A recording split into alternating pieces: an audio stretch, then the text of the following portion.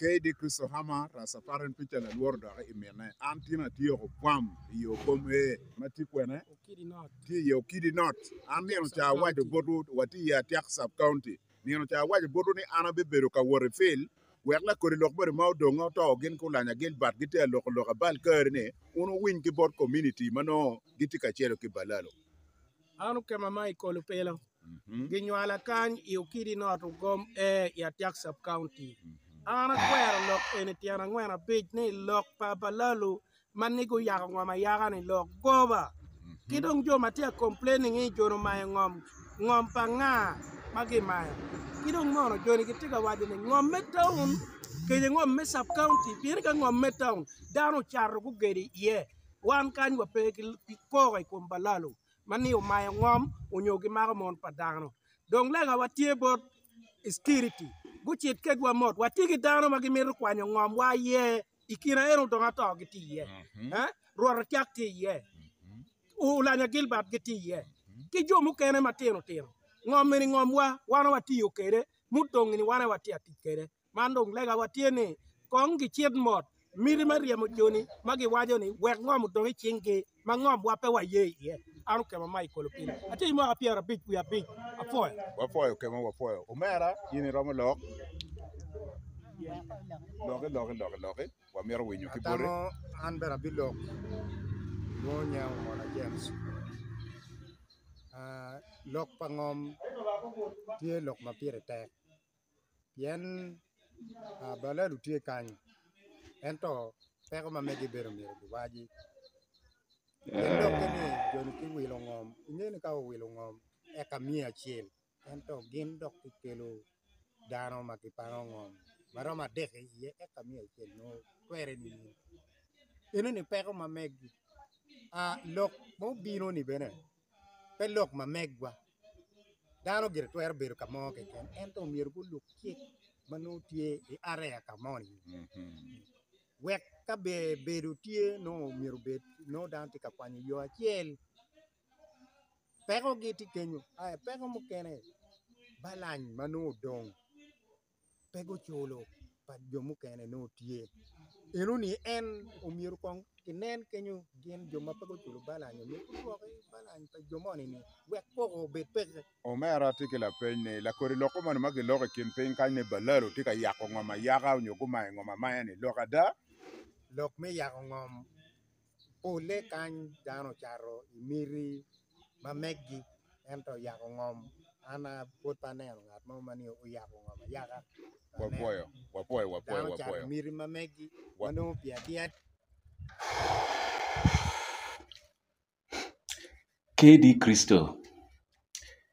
KD Kristo koni luonyi ni KD Kristo koni kidega kono ng'amoni ni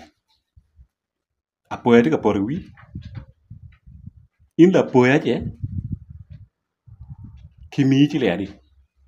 me bao kilok me tika bao ni kimi chile adi onye chudu dano eno ni mai kubidi tika penyo gini chile adi ni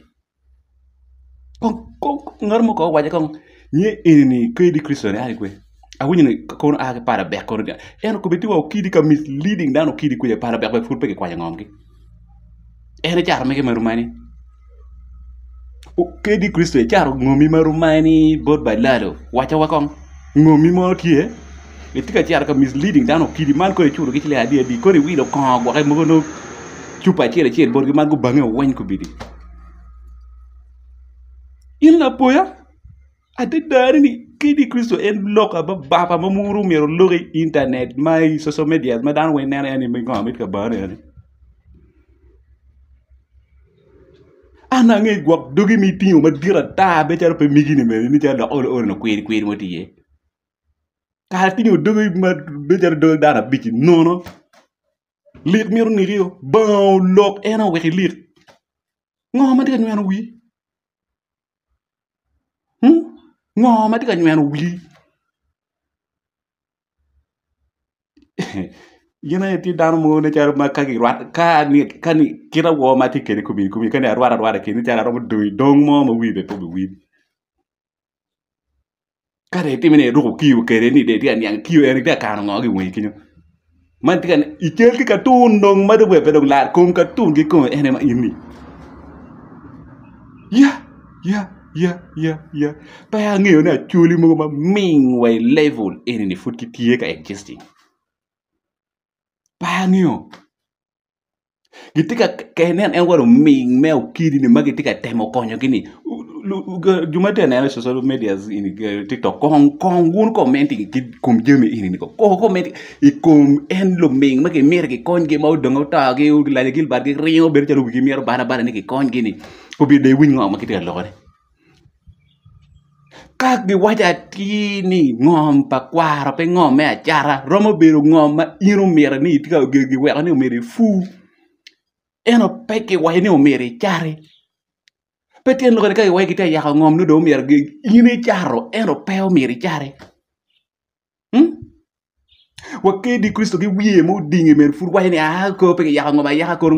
ngom kwaro ki wa ni ngom pe ngom me chara I kwano ki kwere ngeu lok me customer la ni min indi ke di Kristo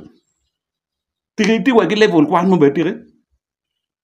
pa bere ngeu wa defining customary land gi commercial lands mo ke ngeu onyo ngeo kiri constitutions me Uganda loga ngo e logo lokum ngo ni ngo e lokum customary land ngeo ka ko beti ka ban da o kiri kuja we para ber lang liki ni ti wa tu kiri kuja ngo ma ti ka nyan wi pe ngo pe wek gi nung yo me settling jemi inu ini ngeo plan pa lero ko bi ngo ma giti ye ka ke lokum genocide I miro en ire dong ni chede chung ko bi ngi ni wek gene gi mi che gi minu chene ko bi wona do be la ka ne lo tena churi won gi kumi kan ta ma be beri lo be churi ke di Kristo lo wa wati ni remo pa churi be beri chi remo pa churi be beri chi lo kweri ni lo tiro ni lo kweri ni way o be suffering gi remo pa churi wa wati because kay winyo kera dog balero mur kere lo ka kono genocide yen ko be da ofrete tuinge balero wonju kiri fu da ko te tuinge balero remo pa chole ma dire ma jo beta genocide mo ma gite wayni ke di Kristo ina ma chiel remo pa chole be chi lo ming mo ina no kare mil ana ngire ri aber ga lo bo ko for sometimes na ngini ore kweri era no ni pian ati you get experience mo experience put you mabe ni dan mo liki me ner ki ti gang kwan dan mo lik me ner ki lik atare dan riek ma pelare ana akero get jemi ani kumi na ngini ore kwiri any ming liki de ming kede de ming no ming ine de mi lo ya chul wo lo berung tek koma ya ena chule en wona chule mer lokki ene wunju kiri ke di Kristo biro ba ko no minu chila adi ko biro peo ngeni ki chwala ke di Kristo chwala be charka ba wa bang with the social medias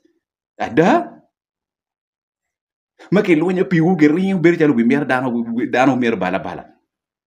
ni we ngomo kiri o jone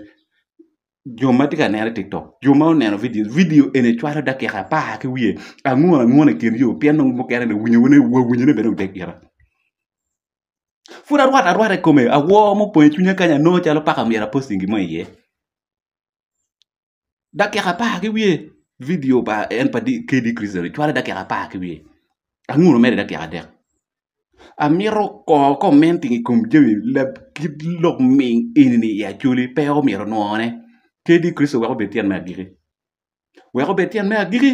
me ban lo social media lo ko balaro ki level may woni because wona be kero talo mu ko jilli lo wachuri ka pe nge definitions me genocide o wa giko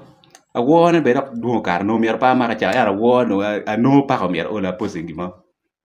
ate kor comment ba miku